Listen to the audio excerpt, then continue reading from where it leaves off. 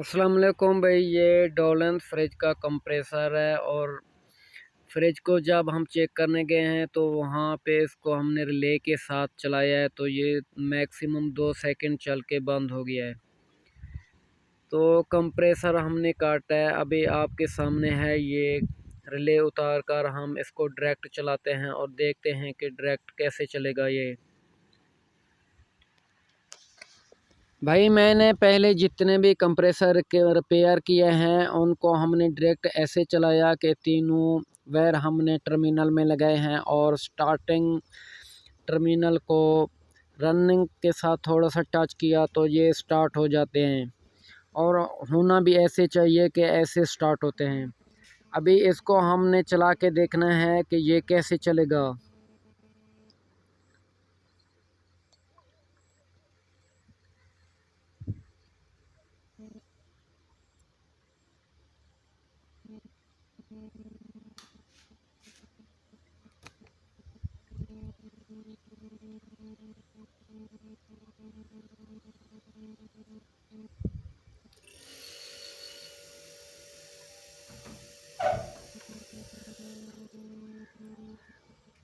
तो भाई ये देखें कि ये 2 वायर पे चल गया है, कॉमन और रनिंग से चल गया है।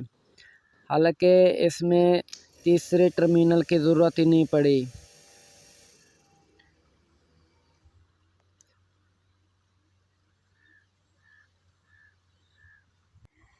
भाई ये कंप्रेसर 2 टर्मिनल से चल गया और पहले मैंने जितने भी कंप्रेसर रिपेयर किए हैं वो 3 टर्मिनल से चले हैं, लेकिन इनमें फ़ॉल्ट एक ही है।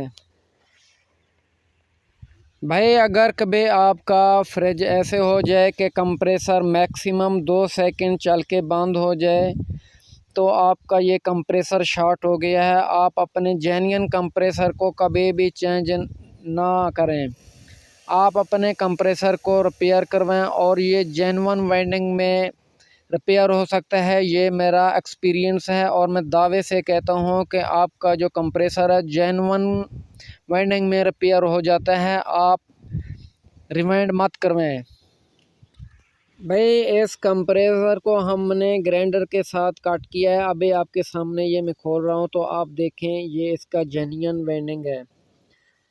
अगर ये मैं वेंडिंग निकाल लूँ तो कस्टमर मेरे सामने नहीं है, ना ही मुझे देख रहा है, ना ही उसको पता है कि कंप्रेसर में क्या फ़ॉल्ट है। और इसको मैं निकाल भी सकता हूँ और इसमें मैं रिवाइंड भी कर सकता हूँ।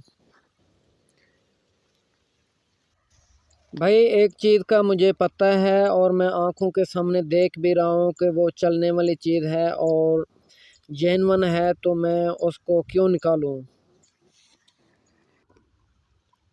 भाई इसके मैं स्क्रू खोल रहा हूँ तो कोर को बाहर निकाल के मैं आपको दिखा दूंगा कि इसकी जो वेल्डिंग है किस कंडीशन में है, कि वो ओरिजिनल चलेगी या नहीं चलेगी, ये आपको मैं दिखा दूंगा। और मेरे पास एक और कंप्रेसर भी है, वो खोल के आपको इनसाइड उसकी भी मैं आपको दिखा दूंगा कि वो किस कंडीशन में है और वो भी आप देखेंगे। भाई सिलेंडर कवर ऐसे खोल के निकालने हैं कि इनमें दो हार्ड सील लगे होते हैं, वो टूट ना जाएं, क्योंकि फिर ये न्यू मिलते भी नहीं हैं। तकरीबन हर कंप्रेसर को एल की लगे होते हैं और इनके लिए 5-6 झरियों वाली एल की यूज़ होती है जो कि मार्केट से मिल जाता है। और कई ऐसे भी होते हैं कि उनको स्पेनर लगते हैं। भाई ये मैंने खोल लिया है, अभी इसका जो कोर है वो खोल के निकाल के आपको दिखा देते हैं।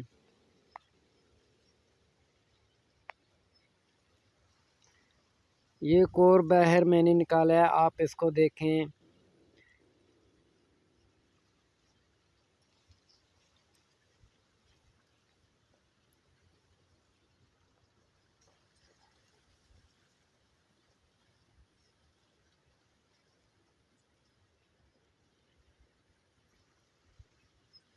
तो भाई इसको मैं ओरिजिनली बनाऊंगा और ये चल जाएगा, ओरिजिनल ही चलेगा।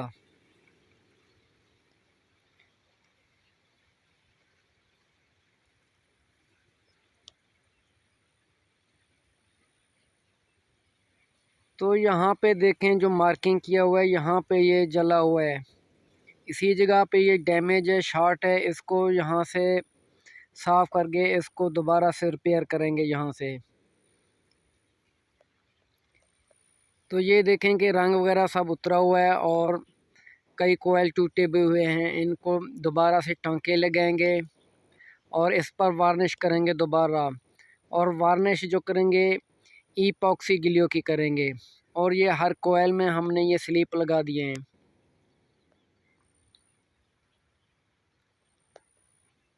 और इसके ऊपर वार्निश ईपॉक्सी गिलियो की करनी है, उसमें पेट्रोल डाल के करनी है।